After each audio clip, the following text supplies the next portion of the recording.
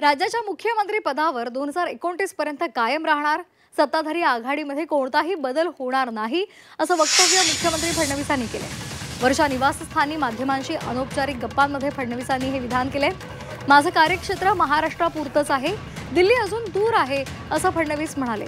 महायुतीमध्ये कोणताही फेरबदल होणार नाही, नवे भागीदार येणार नाहीत आणि विद्यमान भागीदारांची देवाणघेवाण सुद्धा होणार नाही असंही त्यांनी स्पष्ट केले। तर फडणवीसांनी नेमकं काय म्हटलंय पाहूयात ग्राफिक्स मधून।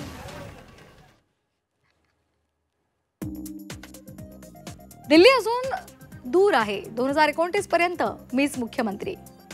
सध्या मी तरी राजकारण सुधारण्याचा प्रयत्न करतोय। येत्या काळात महायुतीचा पार्टनर बदलणार नाही, ना कुणी नवा भागीदार ना भागीदारांची अदलाबदल। राज्यातील 90% नेत्यांसोबत सौहार्दपूर्ण संबंध असल्याचं सुद्धा मुख्यमंत्र्यांनी म्हटलंय। दरम्यान फडणवीसांच्या या विधानानंतर राऊतांनी काय म्हटलेलं आहे पाहूयात।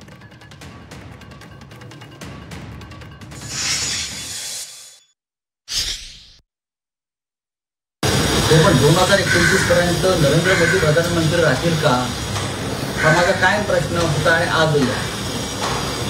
2029 पर्यंत मोदी प्रधानमंत्री पदी राहतील का? जर मोदी प्रधानमंत्री पदी राहू शकले तरच या महाराष्ट्रातल्या राजकारणाचं जे काय गणित मांडताय ते असेल। माझ्या आकलनाप्रमाणे केंद्रामध्ये भारतीय जनता पक्षामध्ये मोठ्या प्रमाणात जनता शक्यता। 40 लोक पक्षाच्या बाहेर कसे निघून गेले हे तुम्हाला कळलं नाही आणि 2029 ची भविष्यवाणी तुम्ही काय सांगणार? पंतप्रधान नरेंद्र मोदींच्या पाठीशी भारतीयांचे आशीर्वाद आहेत आणि ते कायम पंतप्रधान राहणार आहेत। तुम्ही आपल्या पक्षात काय अवस्था आहे ते बघा। तुमच्या पक्षातले अनेक लोक तुमच्या या भूमिकेला कंटाळून सोडून जात आहेत। तुम्ही आपला पक्ष काँग्रेसच्या दावणीला नेऊन बांधलाय, त्यामुळे शिवसैनिकांनी तुमची साथ सोडली।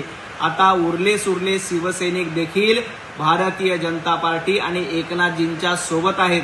त्यामुळे 2029 ची चिंता तुम्ही करू नका, महापालिकेची चिंता करा। महापालिकेत मुंबईकर पुन्हा एकदा तुमचा पराभव करणार आहेत।